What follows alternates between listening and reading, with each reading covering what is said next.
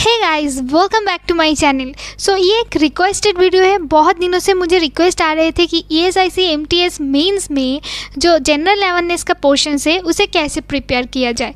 तो मैं इस वीडियो में बात करूंगी कि क्या क्या टॉपिक आ सकते हैं, क्योंकि मैंने प्रीलिम्स में जो भी टॉपिक बताया था उनमें से ही क्वेश्चंस आए हुए थे। तो आप मुझ पर ट्रस्ट रख सकते हो। ESIC UDC मेंस और प्रीलिम्स में भी मैंने क्वेश्चंस कॉमन दिए थे, तो इसीलिए शायद आप लोग मुझे बार बार रिक्वेस्ट कर रहे हो। ये एक रिक्वेस्टेड वीडियो है, वरना मैं आजकल बहुत कम वीडियो बनाती हूँ।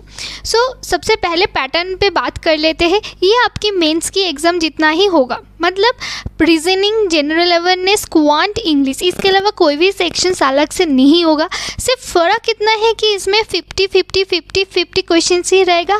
हर एक क्वेश्चंस पे 1 मार्क्स होगा, और जो कि प्रीलिम्स में एक क्वेश्चंस में 2 मार्क्स कैरी करते थे और 25 क्वेश्चंस था, 50 मार्क्स था। लेकिन यहाँ पे आप देख सकते हो 50 क्वेश्चंस 50 मार्क्स, और टोटल आपको 2 आवर्स दिया जाएगा। तो मैं आपको बता दूं, ये 3 टॉपिक रीजनिंग, मैथ और इंग्लिश के लिए आप मॉक दे दो, लेकिन जनरल अवेयरनेस के लिए मैं आपको टॉपिक बता देती हूँ। सबसे पहले and most important thing is current affairs. हाँ, मैंने जाना है कि मैंने खुद भी इस एग्ज़ाम को दिए थे एनालिसिस करने के लिए, और मैंने इस पे देखा है कि करंट अफेयर्स बिल्कुल प्रीलिम्स में नहीं आए थे। लेकिन दोस्तों, ये IBPS है, आप कम से कम 3 महीने का करंट अफेयर्स करके जाओ। मंथली कर लो या फिर वीकली कर लो, लेकिन करंट अफेयर्स को स्किप नहीं कर सकते आप, समझे। आपको करंट अफेयर्स करना ही करना है, और फिर आप रिवर्स कर सकते हो, माउंटेन कर सकते हो।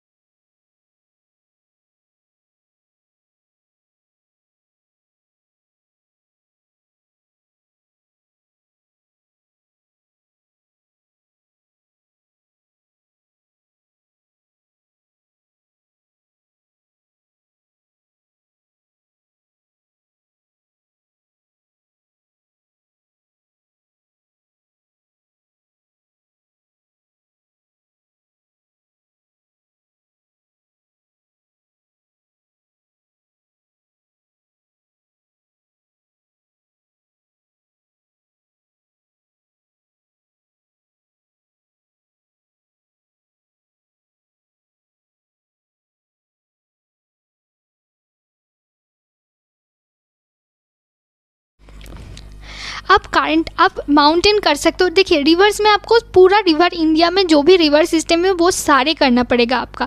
कौन सी रिवर में कौन सी आइलैंड बनाया है, कौन सी रिवर कौन सी जगह पे कौन सी नाम से परिचित है, कौन सी जगह से ये ओरिजिन हुआ है, कहाँ जाके ये एस्चुअरी बनाया है, ये सारे माउंटेन। आपको ये भी ध्यान रखिए, जब माउंटेन आप पढ़ रहे आप ये से ध्यान रखें कि ये माउंटेन कौन सी स्टेट में है, क्योंकि ऐसा सवाल आ सकता है कि ये माउंटेन कौन सी स्टेट में नहीं है। इसके लिए आपको वो माउंटेन कौन स्टेट पे है ये जानना बहुत ज़्यादा ज़रूरी है।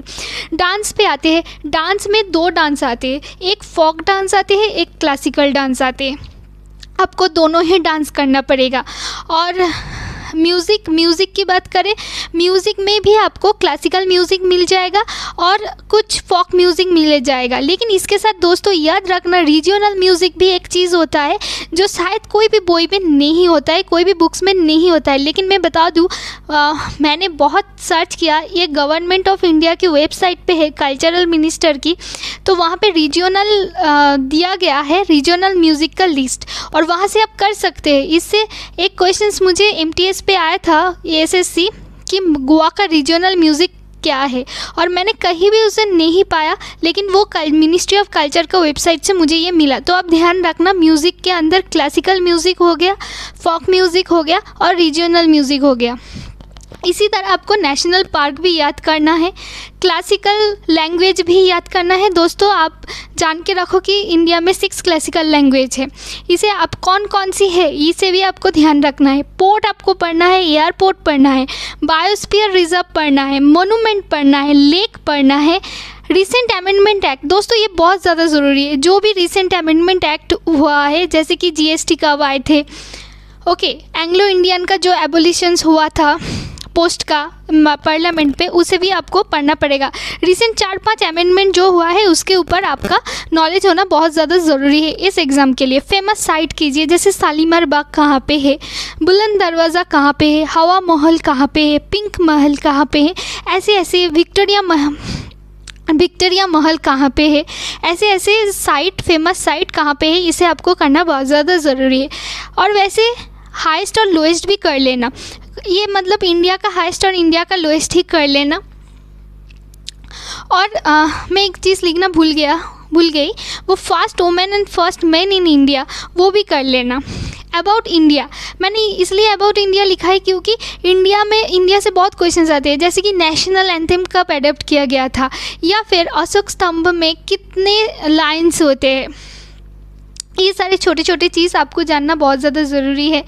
ऐसे एक था सत्यमेव जयते कहाँ से अडॉप्ट किया गया है, ये सारी चीज़ आपको अबाउट इंडिया में आपको पढ़ना पड़ेगा।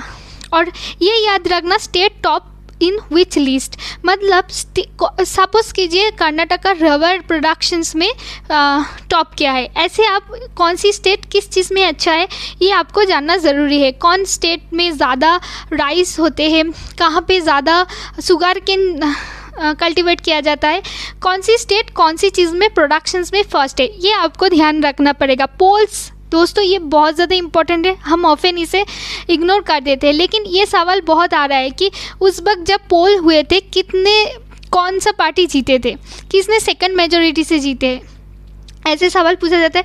और उनका सिंबल भी पूछा जाता है, ये सिंबल कौन सी पार्टी का है, तो आप समझ लो पोल्स बहुत ज़्यादा इंपॉर्टेंट है।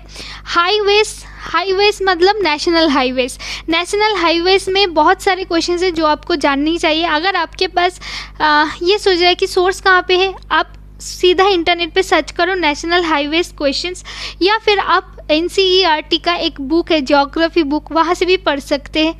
नेशनल वाटरवेज बहुत ज़्यादा इंपॉर्टेंट है, आपको पता है यहाँ पे 3-4 नेशनल वाटरवेज है, ये मैंने NCERT से पढ़े हैं, तो आप वहाँ से पढ़ सकते हो, या फिर आप सिंपली सर्च कर लो, वहाँ से आपको मिल जाएगा। इंटरनेशनल बाउंड्री बहुत ज़्यादा इम्पॉर्टेंट है, कौन सी स्टेट कौन सी इंटरनेशनल बाउंड्री शेयर किया है, या फिर बांग्लादेश कौन सी स्टेट के साथ अपना बाउंड्री शेयर किया है इंडिया के साथ, या फिर पाकिस्तान कौन सी स्टेट पाकिस्तान के साथ ज़्यादा बाउंड्री शेयर किया है, ये बहुत ज़्यादा ज़रूरी है।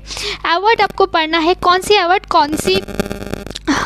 कौन सी फील्ड के साथ एसोसिएटेड है, जैसे कि जर्नलिज्म के साथ कौन सी अवार्ड है, या फिर ये भी दोस्तों बहुत ज़्यादा इंपॉर्टेंट है, पद्मश्री अवार्ड किसको दिया गया है, किस लिए दिया गया है। ये क्वेश्चंस ESIC का फेवरेट क्वेश्चंस है, तो ये आप दिमाग में रख के चले। और स्पोर्ट्स स्पोर्ट्स में ज़्यादातर पर्सनैलिटी पूछा जाता है कि ये पर्सन कौन सी स्पोर्ट्स के साथ एसोसिएटेड है। तो ये है कंप्लीट लिस्ट। अगर आपके पास फिर भी ज़्यादा टाइम बच जाता है तो आप हिस्ट्री ज्योग्राफी पढ़ते रहिए, लेकिन मुझे लगता है ज़्यादातर क्वेश्चन स्टैटिक से आएगा, लेकिन आप करंट अफेयर्स को स्किप नहीं कर सकते, बिल्कुल नहीं, कभी भी नहीं, क्योंकि ये IBPS है, याद रखना ये IBPS है।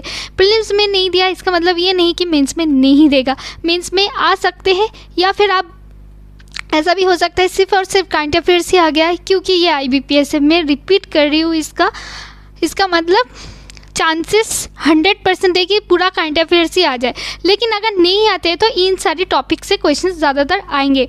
और फिर बाकी सब्जेक्ट के लिए आप क्वांट, इंग्लिश और रीजनिंग के लिए आप सिंपली मॉक दो, मेंस का मॉक दो, ज़्यादा क्वेश्चंस हार्ड नहीं आने वाला है।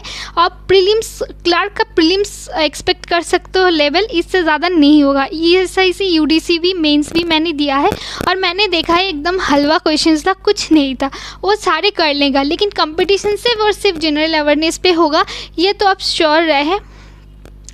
दोस्तों मेरा जितना एक्सपीरियंस था मैंने आपके साथ शेयर किया है, हो सकता है कि आपको हेल्प कर दे, और ये आप लोगों ने मुझे बहुत रिक्वेस्ट किया है तभी मैंने इस वीडियो को बनाया है। ओके दोस्तों, thank you for watching this video, all the best for your examinations. And मेरा भी है, और जैसे कि मैंने बताया कि मेरी DV पहले नहीं होता है तो मैं एग्ज़ाम देने जाऊंगी TCS पे, तो बहुत लोगों ने बोला है कि दीदी आपसे मिलना है, मैं कोशिश करूंगी आप लोगों से मैं मिल पाऊँ TCS के बाहर एग्ज़ाम के बाद। Okay, thank you for watching this video, bye bye, take care, consistently prepare करते रहिए।